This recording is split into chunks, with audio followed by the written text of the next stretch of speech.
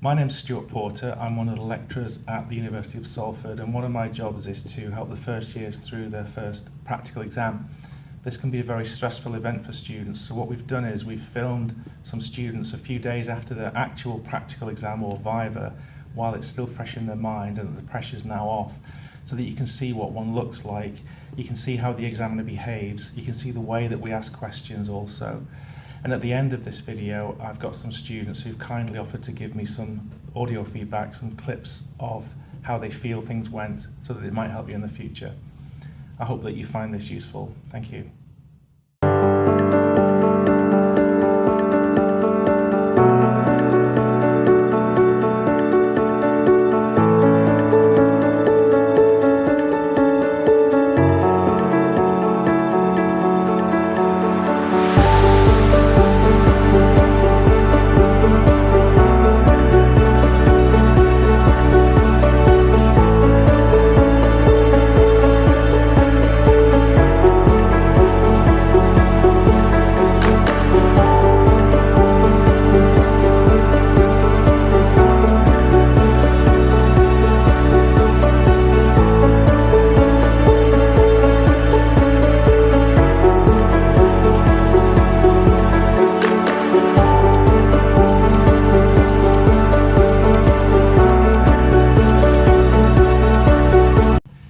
Hi Evie. Hello. So this is the Viva part of the examination. The first 5 minutes is just asking you some questions. So the case study that you've got is number 4, which is Sarah. Yeah. What do you think Sarah's diagnosis is? A gluteal tendinopathy. Okay, and what makes you say that? She had pain on the left side. She was a 9 out of 10, so it was quite extreme pain. It was non-inflammatory, and she had stiffness also in the left Okay, side. and then when you were looking at the document that you had, could you have picked out 3 signs or symptoms from that case study? Yeah. What did you find? She had 9 out of 10 pain, difficulty sleeping, and wasn't able to hold the baby on the left side. Okay, are they in any particular order? Pains at the top, Why is it at the top? because it's something we need to manage first, so she's comfortable doing everyday tasks. Okay, fine. What do you think is causing pain in Sarah's case? It's because a tendinopathy, there's a decrease in the collagen 1 fibres, an increase in collagen 3, and chemicals like bradykinin and histamine being released. Okay, so is that why we don't call it an inflammatory thing anymore? We call it an opathy, don't we? Yeah. Okay. If you had to give me a short-term goal and a long-term goal for Sarah, what would they be? Short-term goal is managing the pain, so reducing that pain from 9 out of 10 to about 6 out of 10 over 2 weeks. And a long-term goal would be strengthening back in the hip, How do you measure the strengthening improvement? using the Oxford scale. Okay, what is she currently? She's probably about a 4, Okay. How long are you going to take to get to a 5, do you think? 3 to 4 weeks. Okay, I'm fine with those. Not a trick question, but if she doesn't meet those goals, what would you do as a physio? Increase the time of them. Okay. So next question, and again, not a trick question. If goals are so important, why are we so happy to move the goalposts? So the increase in motivation is still there, and they're still happy to do the exercises. And Okay. And you found a research article. yeah. Did you find it easy to find? No. Okay. What did you find in the end?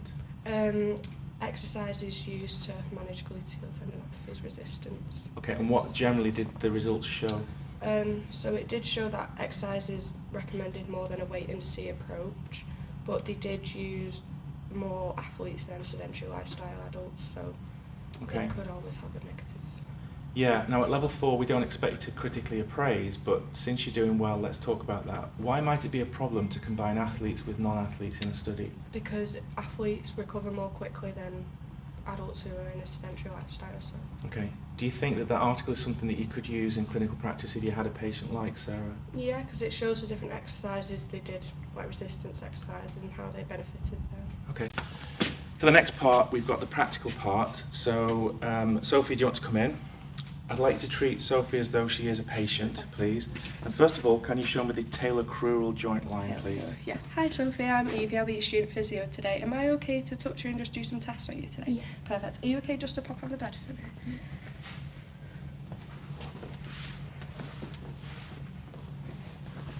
So the talar-crural joint is Just come and turn around this way, please. Okay. That's okay. Am I okay just to take your sock off? Yeah.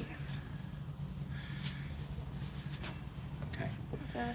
And you've got your talus here, and it's just the joint line below. Okay, and what shape is the ankle joint line? Because it's the ankle joint we're looking at, isn't it? It's a What hip. shape's the ankle? It's a hinge joint, so it's like a flat, broad. Okay. Can you show me the medial femoral condyle? Are you okay just to lie back for me? I'm just going to keep your knee to flexion. So it's on the medial side. It's just above the patella, just around there. Above the patella. Well, online a bit more. Okay. And what shape is the ligament?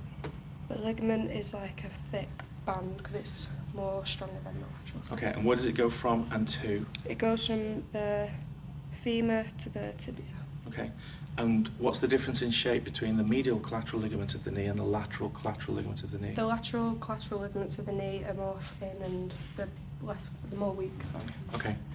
Fine. Can you name the hip flexor muscles, please?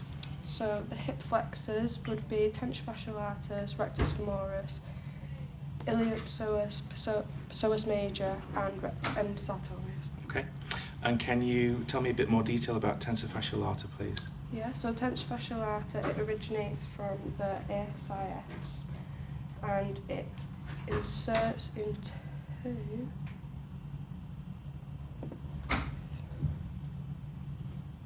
this is one of those. Tension fasciolata originates from the ASIS. We've got plenty of time. We can come back to it if you want. Yeah, can we come back Okay, to that's that? fine. Can you show me an eccentric action either on yourself or on your model of tensor fasciolata? Yeah, so that would be coming from hip flexion down back to, Okay, and why is that eccentric? because it's lengthening the muscle. Okay. Can you show me, are your knees okay? Yeah. Yeah. Can you show me an anterior draw at the knee, please? Anterior draw of the knee.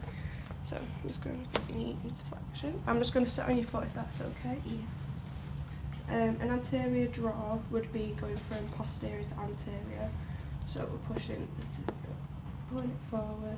Okay. And is that a negative or a positive result? It's a negative test because the tibia isn't falling forwards. How do you know what's normal for Sophie? You would check the other side as Okay. What would a positive result be? well. She'd be in pain as well. Possibly. Was she in pain? Were you in pain during that? Okay. What else might you find apart from pain to give a Um, positive suggestion? Any sag? Okay. And if it does move too far, what's the problem? It's a ACL. Okay. Can you show me how you do a resisted test of the dorsiflexor muscles, please?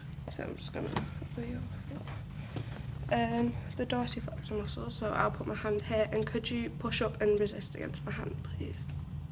Okay, that's fine, thank you. I can ask that question, we don't need Sophie for that.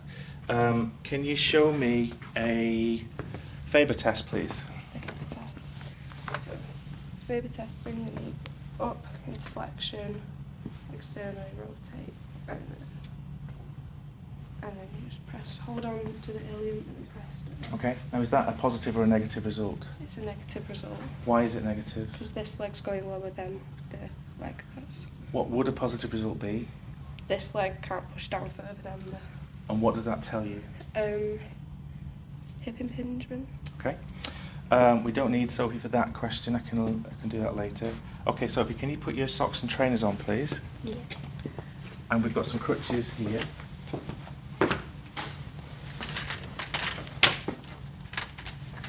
Stick your hands into there, please. Have you got your trainers, please, Sophie, as well? So, I want you to teach Sophie how to go from sitting to standing. She's never used crutches before, Okay. and she's partial weight bearing on her left side, please. So if you give the crutches to Evie first of all, please, Sophie. On the left side, did you say? Yes, Yeah. please. So I'm going to put crutches into a H shape, and on your right side, will you just hold that? And with your right hand, just hold the crutches. With your left hand, you're going to push up from the chair, but more weight bearing on your right side. And if you just put your arm through this one and grab that crutch. Okay, that's fine. And then how would you get her to sit down? I'd get her to sit down by bringing this crutch over to this one. Take it out and hold it into a H shape. And then holding your hand down with that one and then slowly sink. Okay, great. There's one more practical test that I forgot to do, Okay. which we need to go Yeah. back to. It's my fault. Can you have a lie down on the bed, please? Can you show me a Thomas test, please? Are you okay to lie on your stomach? Just going to bring you like. Are you going to pull a patient down like that? No. Okay. You'd ask them to. Okay. I'm just going to come over this side. Okay, is that negative or positive? It's a negative test. Why is it negative? Because the foot's around. What does that suggest? That she's not ruptured her Achilles tendon. What's the name of that test? Thompson test. What did I ask you to do? Thomas test. Don't panic. Show me a Thomas Okay. test. Do you mind rolling on your back? We've got plenty of time. Just need to push. Okay, good. Which leg are you testing? I'm testing this leg here. That's laid. Is that negative or positive? It's a negative test. Why is it negative? Because the leg isn't rising up. If the leg did rise up, what would that suggest? That she's got weak hip flexors. Weak, Hip extensors. weak. Is it a test for muscle strength? No, it's for movement in the hip. Oh, limited hip range of motion. Yeah, what's wrong with the hip flexors if she has a positive Thomas test? Impingement in them. Oh, there's limited range of motion in them. Okay, okay. Sophie, we're done with you. Thank you very much. Come have a seat again, Evie. Okay, the model's left the room now, so I just want to go back and make sure that I've asked all the questions I want to. There's one that we need to come back to, and there's a few more questions, and then we're done. So you've given me the main problem that the patient had. You've found 3 signs and symptoms. You've put them into a priority order. You've told me why she's got pain. You've given me a short and a long-term goal, and you found a research article. The bony points that you found were fine. Let me get this right, I've got the wrong one here. You've got the ankle joint line, you've got the medial femoral condyle, the lateral collateral of the knee, you've named the hip flexors. The one that we said we'd come back to was the origin and insertion of tensor fascial arter. So I know it originates from the ASIS. Okay.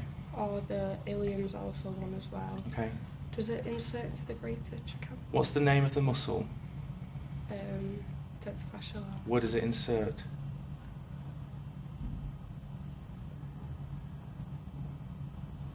Lateral condyle.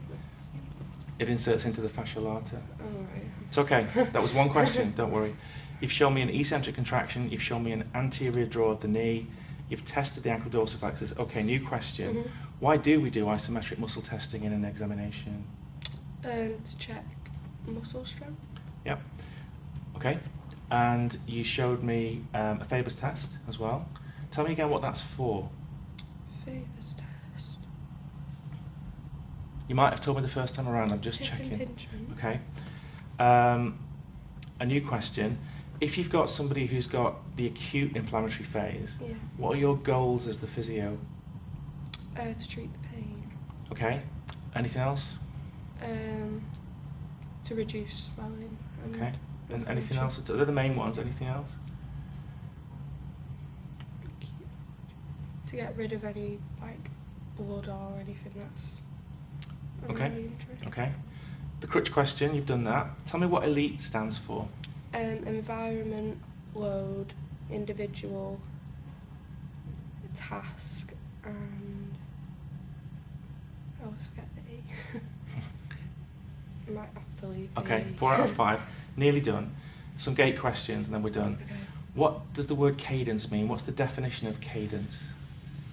Is one part of a gate. It's like one gate cycle. Okay. And then the final question. During the stance phase, the ankle progressively moves into dorsiflexion. Yeah. Which muscle group is active during that and how is that muscle group doing it? So going back to this, so we're in mid stance. So into dorsiflexion. It would be. This would be the dorsiflexors. Okay, and how are they working? Concentrically. Okay. That's everything I wanted to ask. Is there anything else you want to go back to? Okay, I've just got one final question. Okay. Who's your favourite lecturer? Stuart. I'll Lucy. Sorry. Hi, I've got a couple of my first year students who've just done the AMP1 Viva on Friday, Yeah. Thursday, Friday, the exams last week, so it's fresh in their mind.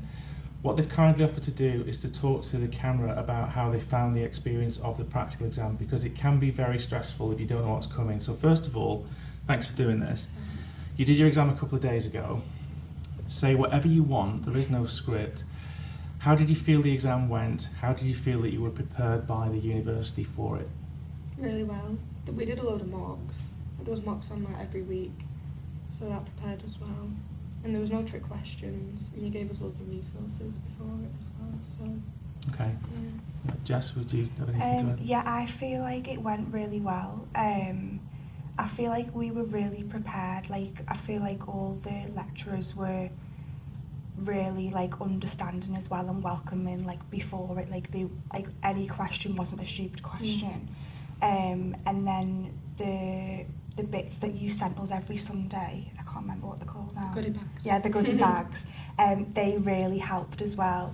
But I feel like they, like the university, like does prepare you for it, but you have to do in the work as well. Like you have to do the revision on your side. To obviously like be confident in your exams and in your answers as well and your knowledge. Okay, thank you. So I'm trying to think about the things that students worry about. So the things that students worry about is, are there any hidden questions that you've never heard of before? No. I feel like in the Viva there was stuff maybe like phrased differently, but it all meant the same thing. So like it just gave you like an opportunity to stop and then think about your answer instead of like rushing into something. Did you guys have plenty of time to do the exam? Yeah. There Oh was no yeah, rush. yeah, there was literally no rush, it was fine. Did you feel that the examiners supported and prompted you if they needed to get, if you hadn't got what you needed out from you, did you think that we were able to prompt you and get what we needed from you? Yeah, Definitely. absolutely. I remember Andy, he said to me, like, he was asking me about gait, and then he was saying about you can get up and walk around and like do some bits and bobs there, which really helped me as well. We had the skeleton as well, which helped as well. Yeah. In the room? Yeah. Yeah. And obviously if students need extra time for reasons of dyslexia or whatever, you've got an extra 25% Yeah. if you need it as well. What would you want to say to future students or next year's first years about what you've just been through? I know you guys were both fine, you've worked very hard all year. Is there anything that you think would be good advice, or anything that you wish that you had have done more or less of? I'd just not overthink it. Like, don't like get in your own head and think that you can't do it. It's straightforward and they tell you everything you need to know. Yeah. I agree. How do we stop that though? How do you stop convincing yourself that you're rubbish? Because we all do it. How do we manage to convince you that you can do it? Or is it just a case of having to do the exam and then go, oh yeah, I can do it? Well, you came in on your day off and did a mock test with me. That wasn't scripted. Go on. That helped. Yeah, I feel like I'd just say to like next year's first years, just try your best, listen, make loads of notes, ask loads of questions, like literally just throw yourself in. Like they were doing mock exams and like some people, which is obviously understandable, but some people wouldn't go up and like try one because they were scared or nervous or something. And even though you are scared and nervous, it doesn't matter because we're literally all in the same boat. And the more mocks you do, the more confident you feel on the day. Yeah, good point. You can do them in private as well. If, Absolutely, yeah. It's I've useful done to do them in few. public for other students, but sometimes it's a big ask, isn't it? Sometimes it's good to just do one in private if you're a bit insecure. And the mocks are very similar to the exam, Yeah. which helped. You also did a computer exam as well. Have you got any comments on that one? Because you got your results for that and you passed, so well done. Was that what you expected? You did a mock for that as well? Yeah, the mock was the exact same. I just feel like you need to just know like all the basics and then the questions are around those basics sort of thing. Okay. Yeah, it was okay to be fair. It wasn't as bad as I thought it would have been. Cool. Thank you very much. I've now also got Tom with me, who's just done his exam 3 days ago. So I wanted to ask you a few slightly different questions, Tom. How much work per week did you put into your studies apart from being here? At home, probably about 6-7 hours a week on average, and that was including after practical sessions, after the day, going over what we did, anatomy, physiology-wise, and sort of solidifying it early, and then in the days we had off uni, then going over it in more depth and making sure it's fully solidified. So a typical timetable for you guys in the first year was that you were in Monday, Tuesday and Thursday. So you had 2 weeks, and you've also got a part-time job, haven't you? How did you juggle working part-time job and doing this at the same time? I think it's important to know your own responsibility of your time management and your control of your different things you need to get done. So things like, for me, I always take notes of everything I need to have done, both academically and work-wise, just to make sure that everything gets completed within the time frame that it needs to, and everything's still of a high quality as well. But I think it's important to accept that it's your own responsibility to manage external and academic. Okay. And you did great in semester 1, no problem at all. But is there anything that you really would want the new first years or new potential students to know, knowing what you know now after having studied hard for 3.5 months? I think it's not to worry, and it's easy for us to say, especially staff having been through education in the whole career, and us now that we've done our first exam, it's easy to say not to worry, and it's probably really hard for new students to believe that. But we wouldn't say it if we didn't believe it, and we wouldn't say it if it wasn't 100% true. And there really isn't that much to worry about as long as you keep track of everything you're being taught and make sure what you're studying is high quality and effective, then you really will be okay. Brilliant. Okay, thanks. Appreciate that.